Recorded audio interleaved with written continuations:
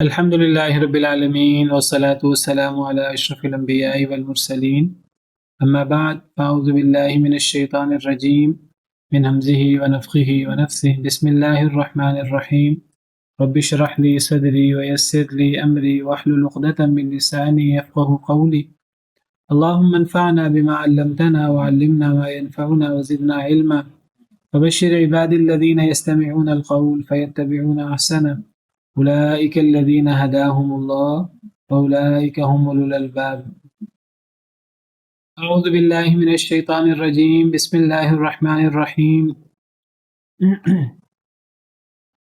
وإذ قلنا للملائكة اسجدوا لآدم فسجدوا إلا إبليس قال أأسجد لمن خلقت طينا وإذ قلنا للملائكة اور جب ہم نے کہا فرشتوں سے اسجدوا لآدم سجدہ کرو آدم کو فسجدوا الا ابلیس تو ان سب نے سجدہ کیا سوائے ابلیس کے قال تو اس نے کہا یعنی ابلیس نے اسجد کیا میں سجدہ کروں لمن اس کے لیے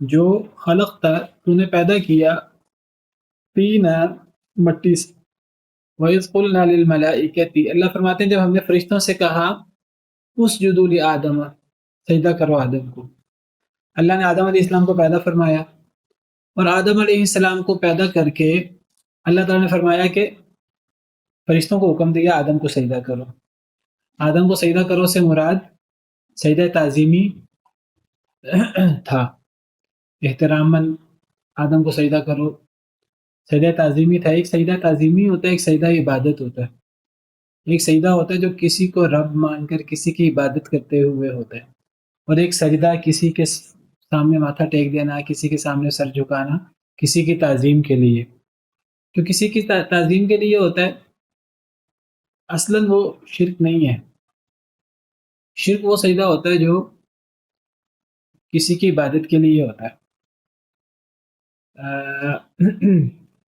سجدہ عبادت تو شرک ہے جو عبادت کرتے ہوئے کسی کو معبود سمجھتے ہوئے سجدہ کیا جائے وہ تو صریح شرک ہے سجدہ تعظیمی یہ بعض شریعتوں میں جائز بھی رہا ہے لیکن ہماری شریعت میں یہ حرام ہے یہ اسی طرح حرام ہے جس طرح سجدہ عبادت حرام ہے اگرچہ یہ شرک نہیں ہے لیکن اگر تعظیم کے ساتھ وہ جو نبی ولی قبر والا بت اگر اس کی ذات میں غلو کر کے انسان یہ باور کرائے کہ میں تو سجدہ تعظیمی کر رہا ہوں تو یہ سجدہ تعظیمی بھی آپ سمجھیے کہ وہ اصل میں تعظیمی نہیں ہے وہ سجدہ شرک ہی ہے تو بہرحال اللہ نے تو شرک کا حکم تو کبھی کسی کو دیا ہی نہیں نہ ہی اللہ تعالیٰ نے فرشتوں کو یہ حکم دیا کہ آدم کو سجدہ عبادت کریں اور شرک کریں حضرت یوسف علیہ السلام کو حضرت یعقوب نے ان کے بھائیوں نے سجدہ کیا تھا وہ بھی تعظیماً تھا تو تعظیم کا سجدہ اصل میں شرک نہیں ہوتا لیکن ہماری شریعت میں وہ حرام ہے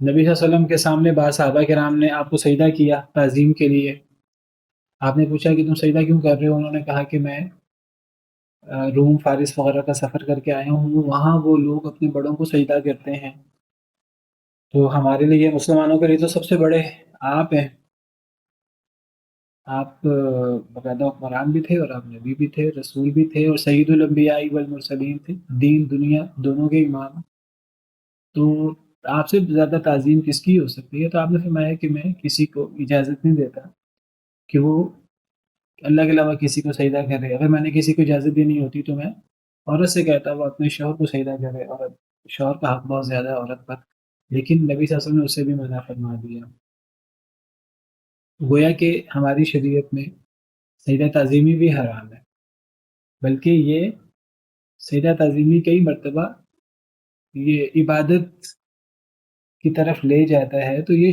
شرک کا باقاعدہ سبب بنتا ہے جیسے ہمارے ہاں اب قبروں پر مزاروں پر جو خرافات ہوتی ہیں وہاں لوگ اپنی طرف سے وہ کہتے ہیں کہ ہم تو سجدہ تعظیمی کہتے ہیں، وہ سری شرک کر رہے ہوتے ہیں، آپ دیکھتے ہیں۔ تو اب سجدہ عبادت ہے، وہ بدترین شرک ہے، سجدہ تعظیمی ہو وہ بھی شرک کی طرف لے جاتا ہے، وہ بھی حرام ہے ہماری شریعت میں۔ تو ہماری شریعت میں سجدہ تعظیمی اور سجدہ عبادت میں کوئی فرق نہیں ہے۔ ہاں ہم یہ ضرور کہیں گے کہ حضرت یوسف کو جو سجدہ ہوا وہ بہرحال سجدہ عبادت تو نہیں تھا، تو وہ سجدہ تعظیمی تھا، احترام کا سجدہ تھا۔ اور اسی طرح حضرت آدم کو جو حکم دیا اللہ تعالیٰ نے فرشتوں کو سجدہ کریں، تو یہ سجدہ بھی اصل میں حضرت آدم کی ذات کو نہیں تھا، یہ حضرت آدم کے مقام اور مرتبے کی وجہ سے تھا، جو اللہ نے ان کا مقام اور مرتبہ فرشتوں کے اوپر واضح کرنا تھا۔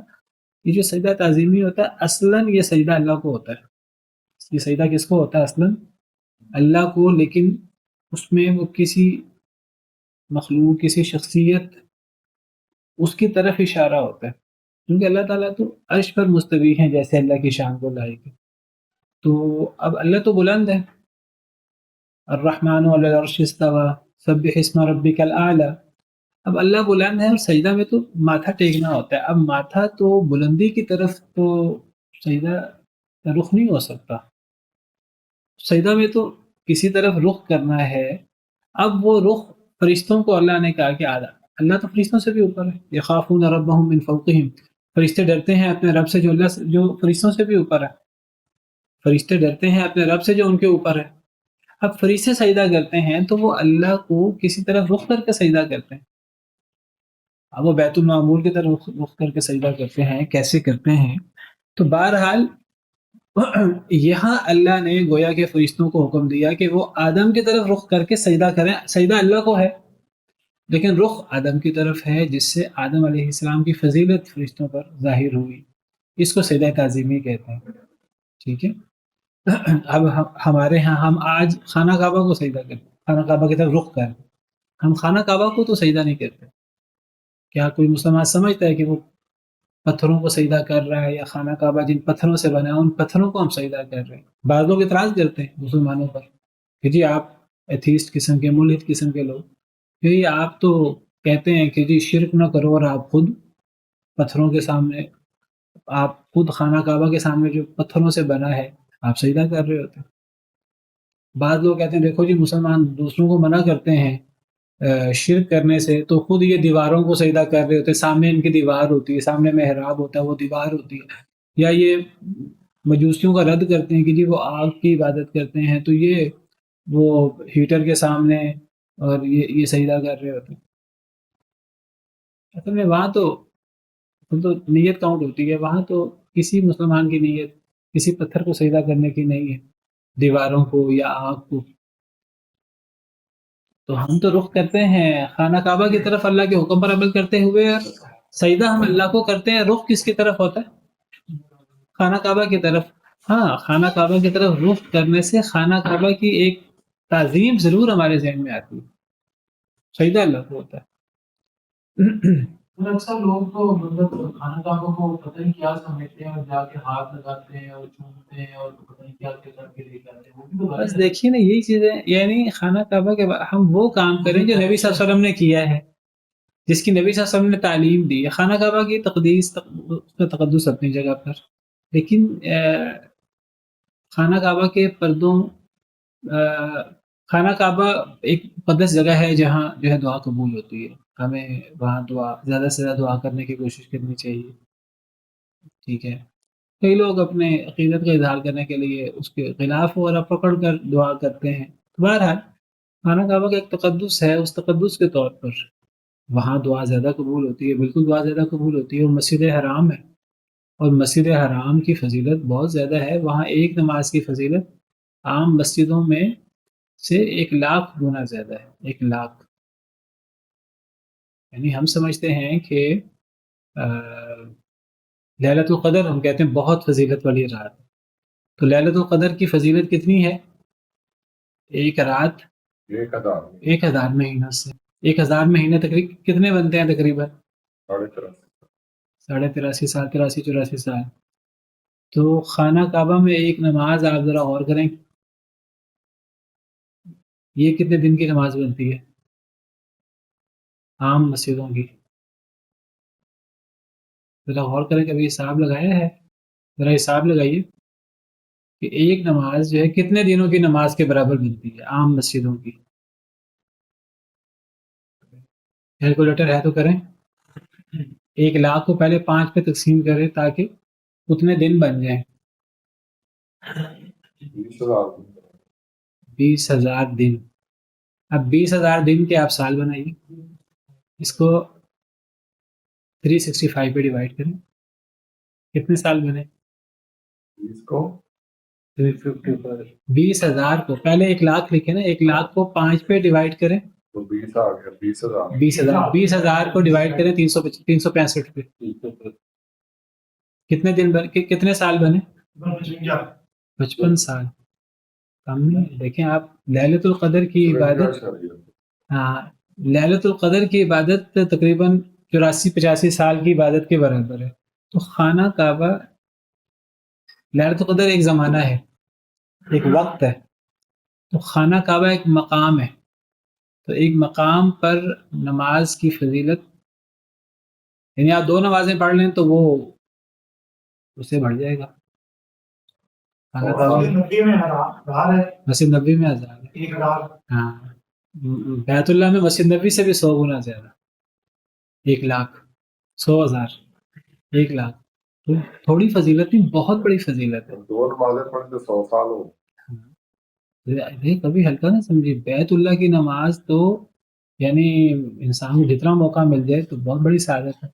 جب سعادت اتنی بڑی ہے، فضیلت اتنی بڑی ہے، تو وہاں گناہ کا سوچنا بھی بہت بڑا گناہ ہے. وَمَن يُرِدْ فِيهِ بِإِلْحَادٍ بِظُلْمٍ نُذِقْهُ مِنْ عَذَابٍ أَلِيمٍ.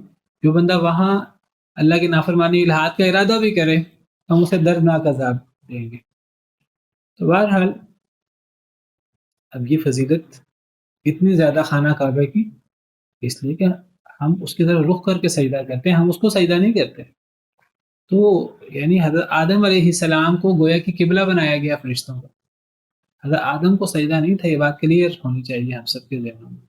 اللہ کے نزدیک سب سے بڑا جرم ہی شرک ہے. اللہ کیسے فرشتوں سے کہہ سکتے ہیں کہ جی آدم کو سجدہ کرو، عبادت والا؟ ٹھیک ہے، وہ سجدہ تعظیمی تھا. تو شرک کی تو اللہ نے کبھی بھی کسی کو اجازت نہیں دی، نہ کبھی کسی کو حکم دیا شرک کرنے کا. تو یہ اللہ نے حضرت آدم کو رخ کر کے سجدہ کرنے کا حکم دیا. اس میں حضرت آدم کی فضیلت ضرور فرشتوں پر ظاہر ہوئی.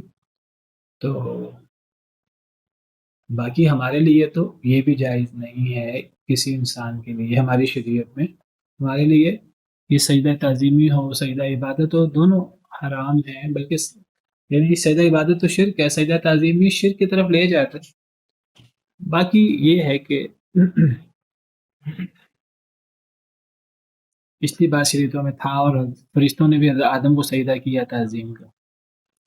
اچھا، اب اللہ فرماتے ہیں کہ جب اللہ نے پیدا کیا حضرت آدم کو تو اللہ نے فرشتوں پر ان کی فضیلت بتانے کے لیے، جنوں پر فضیلت بتانے کے لیے اللہ نے اصل میں فرشتوں کو حکم دیا کہ آدم کو سجدہ کریں. تو وہ حکم فرشتوں کے ساتھ ابلیس ہوتا تھا. ابلیس جو ہے وہ اللہ تعالیٰ نے اس کو فرشتوں کے ساتھ جگہ دی، تو وہ حکم ابلیس کو بھی تھا. اللہ نے حکم دیا فرشتوں کو تو وہ حکم ابلیس کے لیے تھا، اس کے لیے بھی تھا. تو سب فرشتوں نے سجدہ کیا. فرشتے تو اللہ کے حکم کی نافرمانی کر ہی نہیں سکتے. سب فرشتوں نے سجدہ کیا، کسی ایک نے بھی انکار نہیں کیا، وہ کر بھی نہیں سکتے. لیکن اب ابلیس نے سجدہ نہیں کیا. یہ حکم فرشتوں کے ساتھ ساتھ ابلیس کے لیے بھی تھا.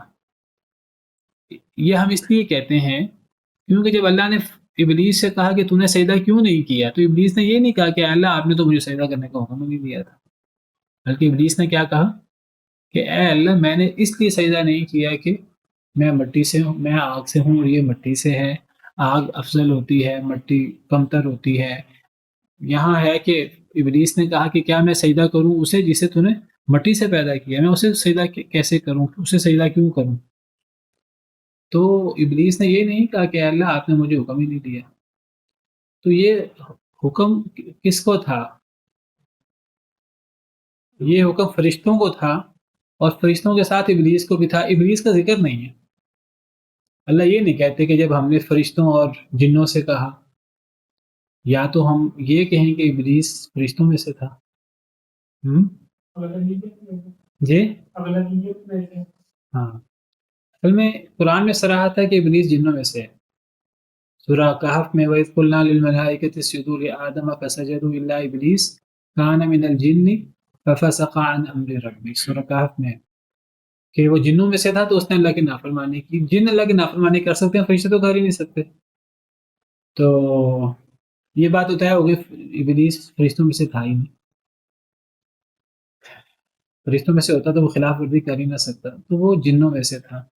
اب یہ حکم تو فرشتوں کا تھا، تو اغلبیت کی وجہ سے اللہ نے حکم فرشتوں کو دیا، لیکن ابلیس شامل ہے، اور ابلیس کو اس کا پتہ تھا کہ میں شامل ہوں، ورنہ ابلیس آرام سے کہہ دیتا مجھے حکم ہی نہیں تھا۔ اس نے کہیں بھی یہ اعتراض نہیں کیا مجھے حکم نہیں تھا۔ تو اس کی مثال آپ ایسے سمجھیں کہ اگر ایک شخص ہے، اپنے گھر میں اس کے 4-5 بچے ہیں، تو 5-6 بیٹے ہیں اس کے، ان کے ساتھ اس کا ایک بھتیجا بھی ہے، تو وہ ان کو حکم دیتا ہے سب کو کہ میرے بچوں جاؤ یہ کام کرو۔ تو اگر وہ بھتیجے کو خاص کر کے الگ نہیں کر دیتا اور میرے بچوں کہہ کر مخاطب کر کے ان سے کہتا ہے کہ تم سب جاؤ یہ کام کرو، تو وہ حکم اس کے، حالانکہ وہ مخاطب اپنے بچوں کو کر رہا ہے، بچوں کہہ کر یا بیٹوں کہہ کر مخاطب کر رہے، تو یہ حکم بیٹوں کے ساتھ ساتھ بھتیجے کو بھی ہوگا، اگرچہ بھتیجا حقیقی طور پہ بیٹا نہیں ہوتا۔ ٹھیک ہے، تو اس کو کہتے ہیں کہ اغلبیت کی وجہ سے یہ حکم ابلیس کو بھی شامل تھا، اور یہ عربی زبان میں یہ چیز بڑی معروف ہے، یہ کوئی بعید نہیں ہے۔ اسی لیے ابلیس نے کبھی اس سے انکار کیا ہی نہیں کہ اللہ نے مجھے حکم دیا کہ نہیں دیا، تو یہ حکم فرشتوں کے ساتھ ابلیس کو بھی تھا۔ ابلیس نے باقاعدہ اس حکم سے انکار کیا۔ اس سے پتہ لگتا ہے کہ اللہ نے جب فرشتوں کو حکم دیا آدم کو سجدہ کرو، فرشتوں نے سجدہ کر لیا، تو اس سے حضرت آدم کی فرشتوں پر فضیلت ثابت ہوئی۔ حضرت آدم کی فرشتوں پر فضیلت ثابت ہوئی۔ اس سے پتہ لگتا ہے کہ آدم انسانوں کے جو نبی ہیں، نبی اور رسول جو برگزیدہ ترین افراد ہیں، یہ فرشتوں سے افضل ہوتے ہیں۔ تو جنوں سے بھی افضل ہوتے ہیں، اس لیے کہ اس حکم میں جن بھی شامل تھے۔ تو گویا کہ فرشتوں نے اللہ کے حکم پر عمل کرتے ہوئے آدم کو افضل مان لیے اور آدم کی طرف رخ کر کے سجدہ کر دیا۔ ابلیس اصل میں وہ آدم کو افضل ماننا نہیں چاہتا تھا، اور اسی لیے اس نے یہ توجیہ پیش کی، اس نے یہ نہیں کہا مجھے حکم ہی نہیں ہوا، اس کو پتا تھا یہ حکم مجھے بھی ہے، میں بھی اس حکم میں شامل ہوں چاہے اغلبی طور پر۔ تو اب اس کو بھی آدم علیہ السلام کی طرف رخ کر کے اللہ کو سجدہ کرنا تھا، اس سے آدم کی فضیلت ہوتی، اس نے فضیلت نہیں مانی، فضیلت ماننے سے انکار کر دیا۔ اس لیے جب اللہ نے کہا کہ تو نے کیوں نہیں سجدہ کیا، تو وہ کہنے لگا کہ میں تو بہتر ہوں، خلقتنی من نار وخلقتہ من طین، آپ نے مجھے آگ سے پیدا کیا، اس کو آپ نے مٹی سے پیدا کیا ہے، تو میں مٹی کو کیوں سجدہ کروں؟ تو یہاں کہتا ہے کہ قال اسجد لمن خلقت طینا، کیا میں سجدہ کروں لمن، اس کے لیے جسے خلقتا آپ نے پیدا کیا ہے، طینا مٹی سے۔ یہ ایک سوال ہے، سوال کے اندر انکار ہے، ایک استفہام انکاری ہوتا ہے۔ اس نے کہا میں مٹی سے پیدا شدہ مخلوق کو کیوں سجدہ کروں، میں کیوں اپنے آپ کو اس سے کمتر کروں، میں تو اس سے افضل ہوں۔ اب یہ تکبر بھائی، پہلی بات تو یہ ہے کہ کیا آگ مٹی سے افضل ہے؟ یہ ضروری نہیں ہے۔ مٹی کے وہ بہت سارے فوائد ہیں جو آگ وہ کام نہیں کر سکتی۔ مٹی کے بہت سارے فضائل ہیں، سب سے بڑی دلیل یہ ہے کہ اللہ نے مٹی سے بنی مخلوق، آگ سے بنی مخلوق کو حکم دیا کہ مٹی سے بنی مخلوق کو سجدہ کرے۔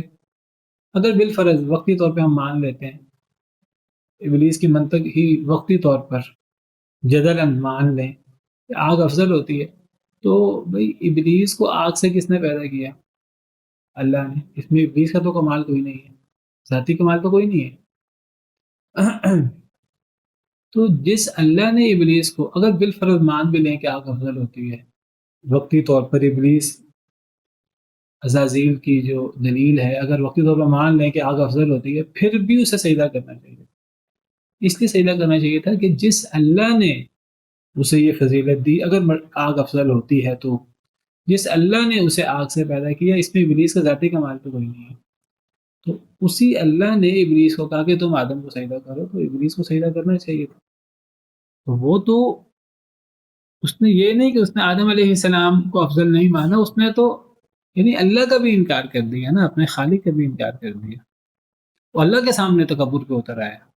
یعنی اس نے صرف یہ نہیں کیا کہ وہ اس نے کہا میں تو آدم سے کمتر نہیں ہوں، میں تو جی جی جی اس نے کہا میں تو آدم سے کمتر نہیں ہوں. اس نے کہا میں آدم سے افضل ہوں.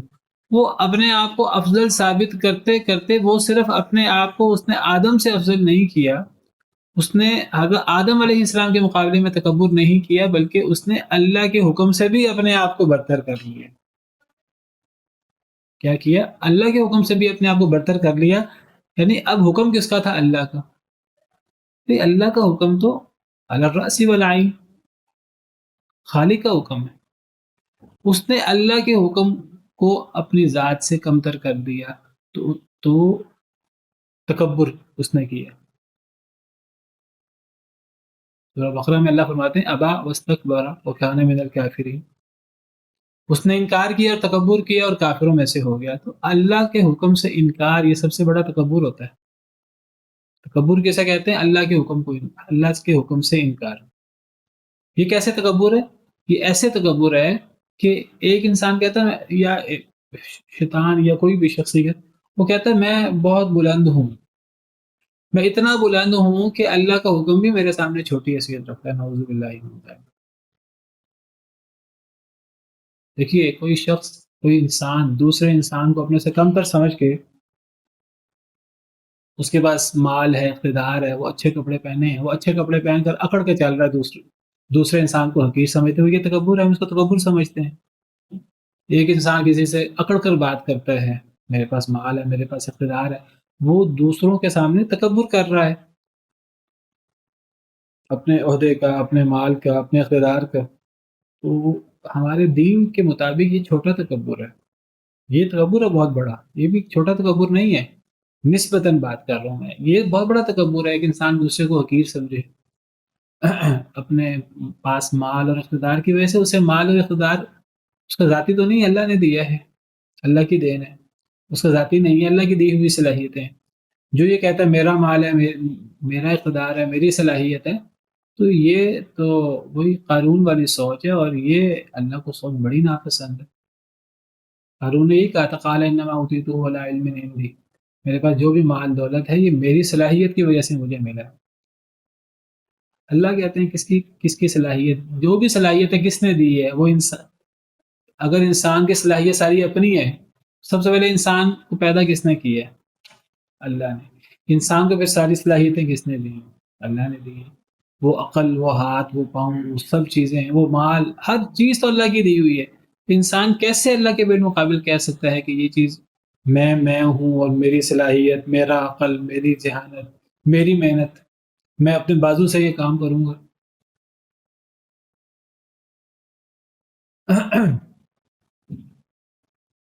اسی لیے اللہ تعالیٰ شکر کرنے کا حکم دیتے ہیں، زبان سے بھی شکر اور عمل سے بھی شکر. جو بھی نعمت ملے انسان شکر ادا کرے. الحمدللہ کے، اور اللہ کو الحمدللہ کہنا بہت پسند ہے.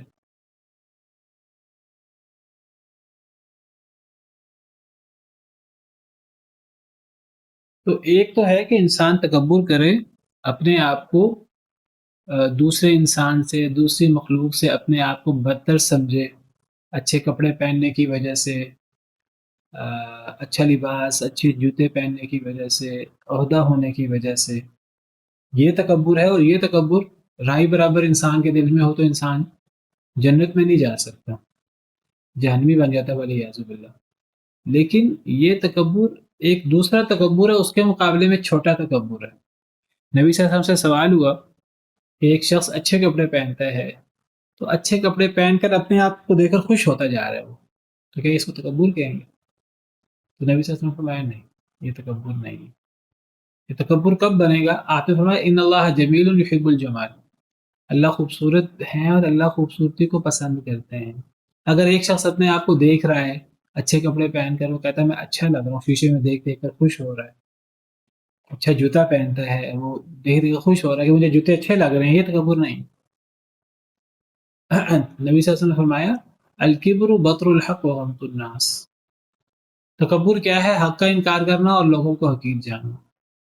اب نبی صلی اللہ علیہ وسلم نے یہاں تکبر کی وضاحت کی کہ تکبر کے دو مرتبے بیان کیے ہیں۔ ایک مرتبہ یہ ہے حق کا انکار۔ حق کا انکار کیا ہے؟ اللہ رسول کے حکم کا انکار، یہ پہلا مرتبہ ہے، بڑا مرتبہ ہے تکبر کا۔ اور چھوٹا مرتبہ ہے جس کو ہم تکبر سمجھتے ہیں، غمط الناس، لوگوں کو حقیر سمجھنا۔ اصل میں تکبر تب بنتا ہے اچھے کپڑے پہن کر اقتدار، ایک بندہ دیکھتا ہے مجھے اللہ نے اتنا اختیار دیا ہے، وہ خوش ہوتا ہے، یہ خوشی تکبر نہیں ہے۔ تکبر کیا ہے؟ ایک انسان اپنے اقتدار کی وجہ سے، اپنی پاور کی وجہ سے، اپنے مال کی وجہ سے دوسرے کو حقیر سمجھنا شروع کر دے، اس کو لوگ کیڑے مکوڑے نظر آنا شروع ہو جائیں، وہ لوگوں کو حقارت کے ساتھ پکارے، یہ تکبر ہے۔ لیکن یہ دوسرے مرتبے کا تکبر ہے۔ بڑا مرتبے کا تکبر کیا ہے؟ پہلا مرتبہ وہ حق کو حقیر سمجھنا، یعنی حق کا انکار کرنا۔ قرآن کریم میں اللہ نے اللہ رسول کے حکم کو تکبر کہا ہے، اللہ رسول کے حکم کے انکار کو۔ تو ابلیس کے بارے میں کہا وَإِذْ قُلْنَا لِلْمَلَائِكَةِ اسْجُدُوا لِآدَمَ فَسَجَدُوا إِلَّا إِبْلِيسَ أَبَىٰ وَاسْتَكْبَرَ، جب ہم نے کہا فرشتوں سے کہ آدم کو سجدہ کرو تو سب فرشتوں نے سجدہ کیا سوائے ابلیس کے، اس نے انکار کیا اور تکبر کیا۔ تو گویا کہ یہ انکار اصل میں تکبر ہے، اور یہ اللہ کے حکم کا انکار ہے، تو بڑا تکبر ہے۔ یہ اس لیے تکبر ہے، تکبر کا مطلب اپنے آپ کو بڑا سمجھنا، گویا کہ اس شخص نے اپنے آپ کو اللہ کے حکم سے برتر سمجھا ہے۔ یہ سمجھتا ہے اللہ کے حکم میرے لیے نہیں ہے، وہ تو عام لوگوں کے لیے، عام حقیر لوگوں کے لیے ہوتا ہے، میں تو میں ہوں، میں اللہ کے حکم کا بھی پابند کیسے بنوں؟ وہ اپنے آپ کو لوگوں سے برتر سمجھتے سمجھتے اپنے آپ کو اللہ رسول کے حکم سے برتر سمجھنا شروع ہو گیا، اور یہ سب بڑے تکبر کا شکار ہو گیا۔ قرآن کریم میں کئی جگہ پر اللہ نے تکبر کو انکار کو تکبر قرار دیا۔ سورہ نحل میں اللہ فرماتے ہیں الہکم الہ واحد فالذین لا یؤمنون بالآخرۃ قلوبهم منکرۃ وهم مستکبرون، کہ جو لوگ آخرت پر ایمان نہیں لاتے ان کے دل انکار کرنے والے ہیں اور وہ تکبر کرنے والے ہیں۔ تو دلوں کے انکار کو یہاں تکبر قرار دیا۔ ان کے دلوں میں وہ دل سے ماننے کو تیار نہیں ہے کہ یہ شرک ہے، یہ غلط ہے، نہیں ہم صحیح ہیں۔ تو اب ان کے دل یہ بات ماننے کو تیار نہیں ہے ہم غلط ہیں، اللہ کے حکم کو ماننے کو تیار نہیں ہے، رسول کے فرمان کو ماننے کو تیار نہیں ہے، وہ دل ان کے منکر ہیں، تو وہ تکبر کرنے والے ہیں۔ اب واستکبر بہت واضح ہے، اور جس کے دل میں تکبر ہوتا ہے وہ جنت میں نہیں جا سکتا، اس لیے نبی صلی اللہ علیہ وسلم نے فرمایا کل امتی یدخلون الجنت الا من ابا، میرا ہر امتی جنت میں داخل ہوگا سوائے اس کے جس نے انکار کیا۔ صحابہ کرام نے عرض کیا کہ کون انکار کرتا ہے، جنت میں آنے سے کون انکار کرتا ہے؟ تو نبی صلی اللہ علیہ وسلم نے فرمایا من اطاعنی دخل الجنہ ومن عصانی فقد ابا، جو میری اطاعت کرتا ہے جنت میں جائے گا، اور جس نے میری نافرمانی کی تو اس نے انکار کیا، جنت میں جانے سے انکار کیا۔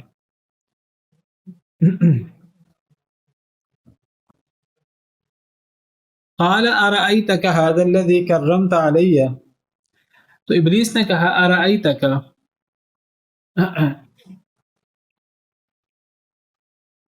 کیا آپ کا خیال ہے، اللہ کو مخاطب کر کے اس نے کہا کیا آپ کا خیال ہے هذا الذي، اس کے بارے میں، وہ جو کرمت، تو نے عزت دی جس کو، علیہ مجھ پر، اس کو پتا تھا کہ میں آدم کو سجدہ کروں گا، گویا کہ آدم مجھ سے افضل ہو جائیں گے، وہ آدم کو افضل ماننے کو تیار نہیں تھا۔ گویا کہ اللہ نے آدم علیہ السلام کو جب فرشتوں کو حکم دیا سجدہ کریں آدم کو، جو حکم ابلیس کے لیے بھی تھا، گویا کہ اللہ نے آدم کی فضیلت فرشتوں اور جنوں دونوں پر ثابت کی۔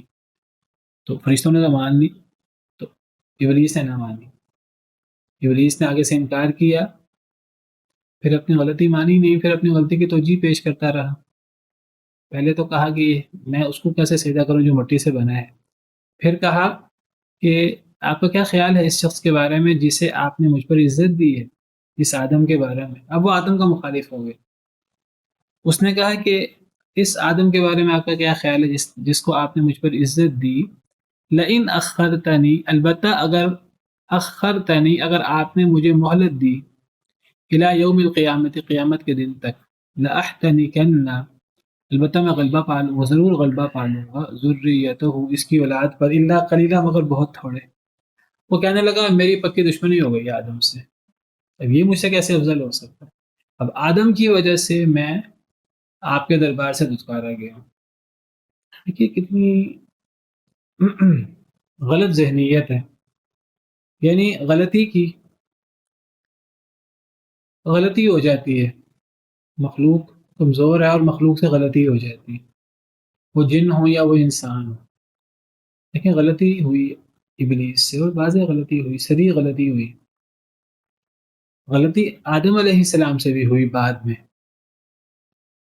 وہ ابلیس نے بدلہ لیا اپنا ورغ لایا جھوٹی قسمیں اٹھائیں کہ یہ درخت کا پھل اللہ نے کھانے سے منع کیا تھا. اس نے کہا یہ تو جو درخت کا پھل کھاتا ہے وہ تو امر ہو جاتا ہے وہ تو ہمیشہ وہ فرشتہ بن جاتا ہے وہ تو ہمیشہ رہنے والا بن جاتا ہے. اب یہ انسان کی ایک فطرت اور فطری خواہش ہے کہ جی میں ہمیشہ ہمیش رہوں نعمتوں میں رہوں اور کبھی نعمتیں ختم نہ ہوں. تو حضرت آدم نے کبھی جھوٹ نہیں سونا تھا کبھی جھوٹی قسمیں نہیں سونی تھی. وہ تو ابلیس تو قسمیں اٹھانے لگا وقاسمہما انی لکما لمن الناصحین. قسمیں اٹھا اٹھا کر کہنے لگا میں تو آپ کا خیر خواہ ہوں. تو ابلیس نے پھر غلطی جب اس نے کی اور پھر اس نے اس غلطی کا بدلہ اپنے تئیں آدم علیہ السلام سے بھی لیا ماں حوا سے بھی ان سے بھی غلطی کروائی. تو دیکھیے ابلیس سے غلطی ہوئی پھر آدم علیہ السلام سے بھی غلطی ہوئی. غلطی ہونا بڑی بات نہیں ہے. غلطی کمزوروں سے ہوتی ہے اور مخلوق کمزور ہوتی ہے انسان ہو یا جن ہو. اصل جو بڑی بات ہے غلط بات ہے وہ اپنی غلطی پر ڈٹ جانا. اصل قصور ابلیس کا اپنی غلطی پر ڈٹ جانا ہے. اپنی غلطی کبھی ماننا ہی نہیں. اس نے بہت بڑی غلطی کی بہت بڑی اللہ کی نافرمانی کی. اس نے کبھی مانا ہی نہیں میں نے غلطی کی ہے. وہ ہمیشہ یہ کہتا رہا کہ اللہ نے مجھے دھتکارا ہے اپنے دربار سے آدم کی وجہ سے. اب میں آدم کا دشمن ہوں. اب میں آدم کی وجہ سے جہنم میں جاؤں گا. اب چونکہ میں آدم کی وجہ سے جہنم میں جاؤں گا تو میں اکیلا نہیں جاؤں گا میں اپنے ساتھ آدم اور اس کی اولاد کو بھی ساتھ لے کے جاؤں گا. تو اس نے کبھی اپنی غلطی نہیں مانی. تو غلطی نہ ماننا یہ شیطانی فعل ہے. غلطی مان لینا جو بندہ اپنی غلطی مان لے دل سے تو یاد رکھیے غلطی ماننا ہی تو توبہ ہے. اور توبہ کیا ہے؟ اصل توبہ شروع ہی یہاں سے ہوتی ہے. یہ انسان کہے کہ میں نے غلط کیا ہے. غلطی ہونا بڑی بات نہیں ہے. کلو بنی آدم خطاء. تمام بنی آدم خطا کار ہیں. نیک سے نیک شخص سے غلطی ہو جاتی ہے. نبیوں سے بشری تقاضوں کے تحت غلطیاں ہوئی ہیں لغزشیں ہوئی ہیں. کلو بنی آدم خطاء وخیر الخطائین التوابون. تمام بنی آدم خطا کار ہیں اور سب سے بہتر خطا کار وہ ہے جو توبہ کرنے والے ہیں. اللہ تو کہتے ہیں یہ سب سے بہتر خطا کار ہے. خیر الخطائین. ایک حدیث میں تو یہ ہے کہ اگر ابن آدم گناہ ہی نہ کرے غلطی نہ کرے تو میں اس کی جگہ پر ایسی قوم لے آؤں جو غلطی کرے غلطی کر کے توبہ کرے تاکہ اللہ کی جو صفت توبہ اور صفت توابیت ہے اس کا بھی اظہار ہو.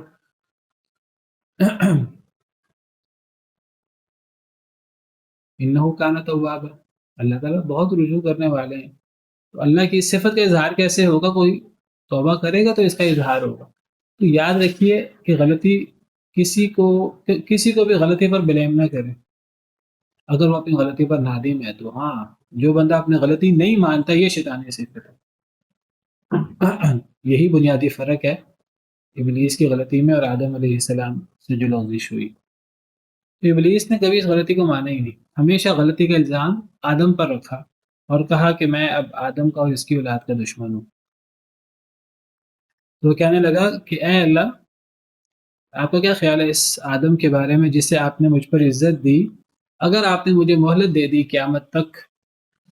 اس نے کہا کہ ٹھیک ہے اگر میں اب جہنم میں جاؤں گا بس ایسے ہے تو پھر ایسے ہی صحیح میں پھر آدم کو ورغلاؤں گا اس کی اولاد کو ورغلاؤں گا. تو اے اللہ مجھے پھر اب قیامت تک مہلت دے میں پھر مزید غلطیاں کروں. اس نے غلطی مانی نہیں اپنی، اور پھر اللہ تعالیٰ نے کہا ٹھیک ہے تو مہلت لے لے۔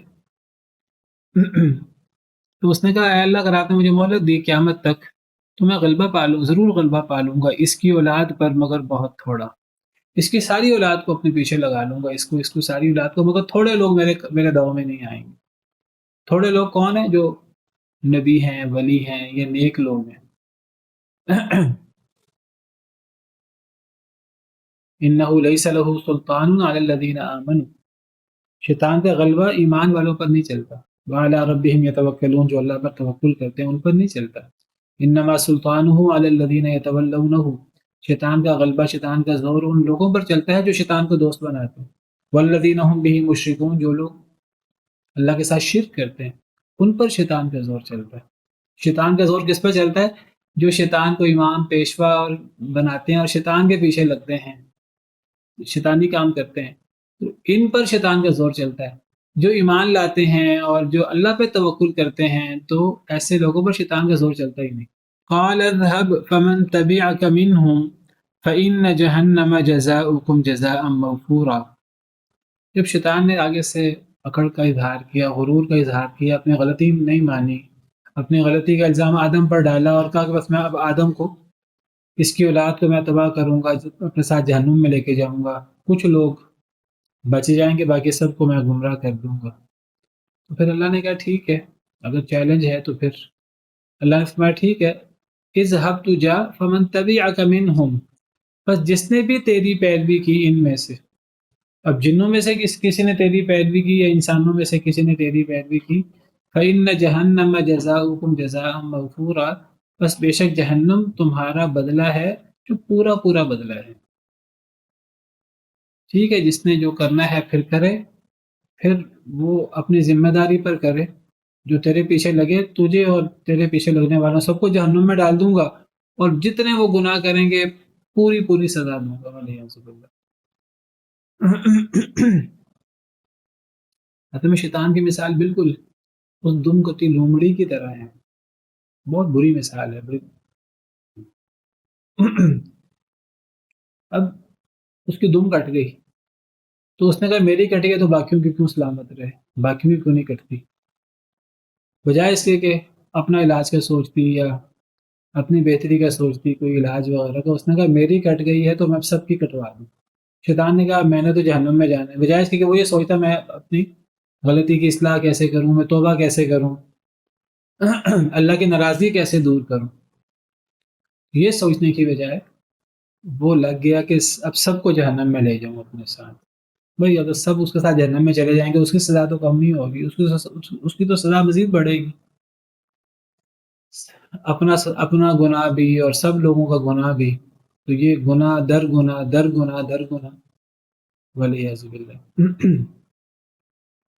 آدم علیہ السلام سے غلطی ہوئی، چھوٹی غلطی نہیں ہوئی، کہنے کو ہم کہتے ہیں درخت کا پھل ہی کھایا، اللہ نے جنت سے باقاعدہ اتار دیا، اور اللہ کہتے ہیں وَعَصَىٰ آدَمُ رَبَّهُ فَغَوَىٰ، آدم علیہ السلام نے اپنے رب کی حکم کی نافرمانی کی، بہک گئے،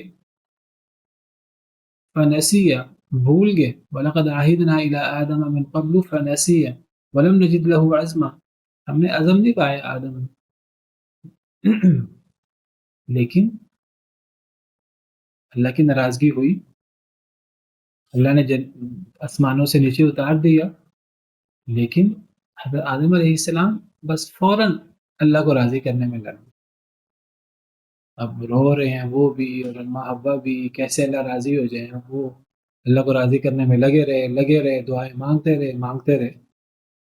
ربنا ظلمنا انفسنا وان لم تغفر لنا وترحمنا لنكونن من الخاسرین، تو اللہ نے معاف کر دیا، اللہ نے خود اچھے کلمات سکھا دی، فتلقى آدم من ربه کلمات فتاب علیہ انہ هو التواب الرحیم۔ یہ بہت بڑا فرق ہے ہمارے لیے، غلطی سب بھی غلطی کرنے والے ہیں، کون اپنی غلطی پر جمتا ہے شیطان کی طرح، کون اپنی غلطی کا عذر دوسرے پر ڈالتا ہے کہ جی فلاں کی وجہ سے یہ ہوا، فلاں کی وجہ سے یہ ہوا، اور کون اپنی غلطی مان کر اپنی اصلاح کر لیتا ہے۔ جو اپنی غلطی مان لیتا ہے اللہ نہ صرف اس کی غلطی معاف کر دیتے ہیں، تائب من الذنب کمن لا ذنب لہ، جو اپنے گناہ سے توبہ کرتا ہے اس کا گناہ ختم ہو جاتا ہے، صرف گناہ ختم نہیں ہوتا، وہ نیکی سے بدل جاتا ہے۔ وَإِنِّي لَغَفَّارٌ لِمَن تَابَ وَآمَنَ وَعَمِلَ صَالِحًا ثُمَّ اهْتَدَىٰ. ہاں لیکن شرط ہے کہ انسان اپنی اصلاح بھی کرے، آئندہ اس گناہ سے بچنے کی کوشش کرے. تو بہرحال اللہ نے کہا ٹھیک ہے، اگر تو اللہ کو چیلنج کرتا ہے، مجھے چیلنج کرتا ہے، تو ٹھیک ہے، میرا بھی چیلنج ہے، جو بھی تیری پیروی کرے گا تو جہنم پورا پورا بدلہ ہوگی. وَاسْتَفْزِزْ مَنِ اسْتَطَعْتَ مِنْهُمْ بِصَوْتِكَ، اور تو پھسلا لے جس کی بھی تو طاقت رکھے ان میں سے. تو آدم اور اس کی اولاد میں سے جس پر بھی طاقت رکھتا ہے، زور رکھتا ہے، تو پھسلا لے. تجھے چھوٹ ہے، ٹھیک ہے، تو وسوسہ ڈالنا چاہتا ہے ڈال لے، تو پھسلا لے. من استطاعت، تو طاقت رکھے، جتنی بھی طاقت رکھے، منہم ان میں سے، بصوتک، اپنی آواز کے ساتھ. تو یہ جو اللہ کے سامنے وعدہ کر رہا ہے، چیلنج کر رہا ہے، تو اس وعدے کی وجہ سے، اس چیلنج کی وجہ سے تو نے جسے پھسلانے کی کوشش کرنی ہے پھسلا لے. بعض کہتے ہیں کہ تو پھسلا لے جس کی بھی تو طاقت رکھے، منہم ان میں سے، بصوتک، اپنی آواز کے ساتھ. ایک تو بصوتک کا مطلب ہے بدعوتک، اپنے دعوے کے مطابق، اور ایک بصوتک کا مطلب ہے اپنی آواز کے ساتھ. یہاں شیطان کی آواز سے کیا مراد ہوگی؟ شیطان کی آواز سے مراد پھر گانا بجانا، موسیقی، یہ شیطان کی آواز اور شیطان کے بڑے ہتھیار. اللہ نے کہا ٹھیک ہے، تو نے پھر جو اپنے ہتھیار استعمال کرنے ہیں، اپنے ہتھیار استعمال کر. تو شیطان کے ہتھیاروں میں سے بڑا ہتھیار شیطان کی آواز، ساز، گانا، موسیقی. لوگ باقاعدہ اتنے دیدہ دلیر ہو گئے ہیں موسیقی اور اس کے بارے میں شیطان کے وسوسوں میں آ کر کہتے ہیں کہ یہ روح کی غذا ہے. ولی عزب اللہ، شیطانی آواز ہے یہ تو. ومن الناس من يشتري لهو الحديث ليضل عن سبيل الله بغير علم، لوگوں میں سے وہ بھی ہے جو لہو الحدیث خرید لیتا ہے، بےہودہ باتیں خرید لیتا ہے تاکہ لوگوں کو اللہ کے رستے سے گمراہ کرے. جو لوگ یہ موسیقی اور ساز اور اس کے دل دادہ ہوتے ہیں، وہ پھر صرف خود یہ کام نہیں کرتے، وہ لوگوں کو بھی بہکاتے ہیں، لوگوں کو بھی گمراہ کرتے ہیں، اللہ کے رستے سے دور کرتے ہیں. حضرت ابن مسعود، حضرت ابن عباس وغیرہ قسم اٹھا کر فرمایا کرتے تھے کہ ان آیات میں لہو الحدیث سے مراد گانا بجانا، ساز اور یہ چیزیں. اور جو بندہ لہو الحدیث کے پیچھے پڑتا ہے وہ ذکر سے، قرآن سے دور ہوتا ہے. اگلی آیت میں قرآن کا ذکر ہے. تو تقابل ہے، جو لوگ قرآن کے پیچھے لگتے ہیں، ذکر و اذکار کے پیچھے لگتے ہیں، وہ ساز، گانا بجانا اس سے دور ہوتے ہیں. جو گانا بجانا، ساز ان کے پیچھے لگتے ہیں، وہ پھر قرآن سے دور ہو جاتے ہیں، اللہ کے ذکر سے دور ہو جاتے ہیں، شیطانی آوازوں کے پیچھے جو لگتے ہیں. تو نے جس کو پھسلانا ہے تو پھسلا لے ان میں سے، اپنے دعوے کی وجہ سے یا اپنی آواز کی وجہ سے. وَأَجْلِبْ عَلَيْهِمْ بِخَيْلِكَ، تو لے آ ان کے اوپر، بِخَيْلِكَ، اپنے گھوڑے، اپنے گھڑ سوار، وَرَجِلِكَ، اور اپنے پیادے. اللہ نے فرمایا کہ تو نے جو اپنے لاؤ لشکر لانے ہیں لے آ. عام طور پہ دنیا میں لاؤ لشکر کیا ہیں کہ یہ جو لشکر ہوتے ہیں کفار کے یا مسلمانوں کے، تو پرانے زمانے میں وہ لشکر جو ہیں آج بھی یا تو سوار ہوتے ہیں یا پیادہ ہوتے ہیں. تو جو سوار ہیں، گھوڑوں وغیرہ پر سوار ہوتے تھے، گھوڑے تیز دوڑتے تھے، تو ان کو خیلی کا، وراجلی کا، اور پیادے.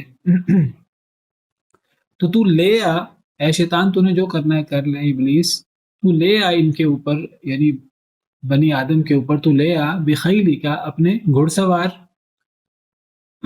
وراجیلی کا، اور اپنے پیادے، یعنی اپنے لاؤ لشکر جتنے تیرے ہو سکتے ہیں تو لے آ.